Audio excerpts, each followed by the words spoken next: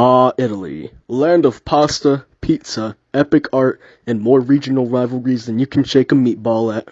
But let's take a little history trip back to the 19th century, when Italy was not actually Italy, at least not as one country.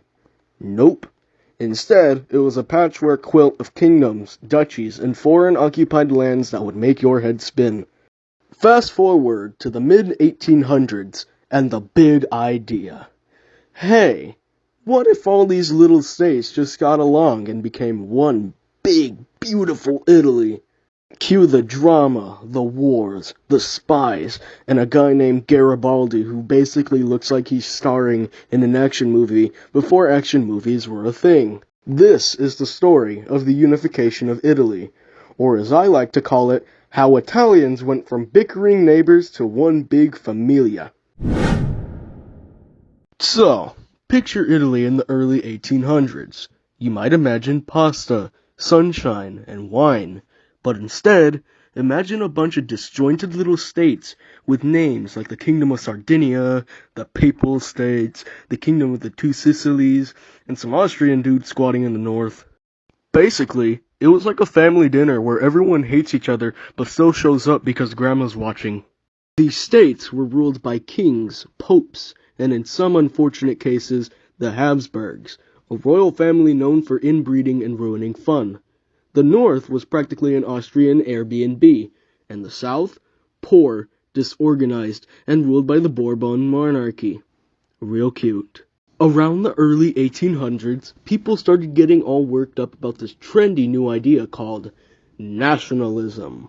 That's when people go, hey, maybe we should all be one country because we kind of speak the same language and like the same spaghetti. This was inspired by earlier revolutions like the French and American ones. You know, the ones where people got real excited about freedom and rights and cutting off monarchs' heads. So the Italians began whispering, what if we also didn't suck? Cue to the rise of three main guys who would basically speedrun Italy into existence. Now, it's time to meet our chaotic trio of Italians. First up is Count Camillo di Cavour, the Brain. Prime Minister of Sardinia Piedmont, this guy played political chess like he was on Adderall.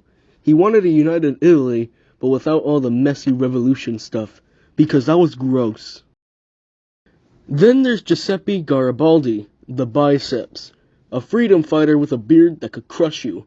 He basically led armies of redshirt volunteers to liberate southern Italy like a historical cosplay group with real weapons.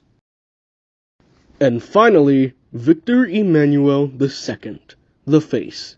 He was the king of Sardinia and eventually the king of Italy. He mostly just stood there, looked kingly, and let the others do the heavy lifting. Classic group project behavior. Here's how things played out, rapid-fire style. 1859, Cavour, being the slick diplomat he is, teams up with France to yeet Austria out of northern Italy. Result, Lombardy joins Sardinia, one piece down.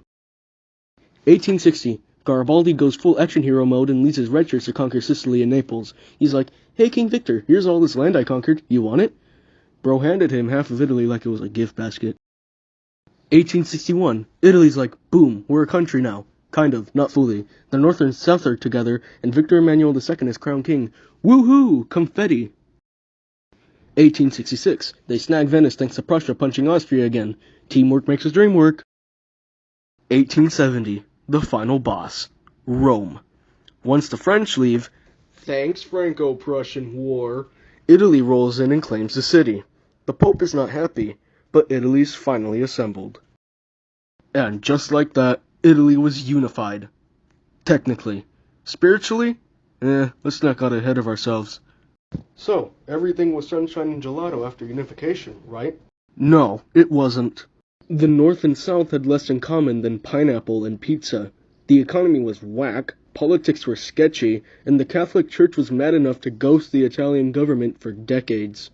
Seriously, the Pope locked himself in the Vatican like an angry roommate. So yeah, Italy, unified through political backstabbing, guerrilla warfare, and a suspiciously convenient lack of Austrian interference toward the end. Was it smooth? No. Was it weird? Absolutely.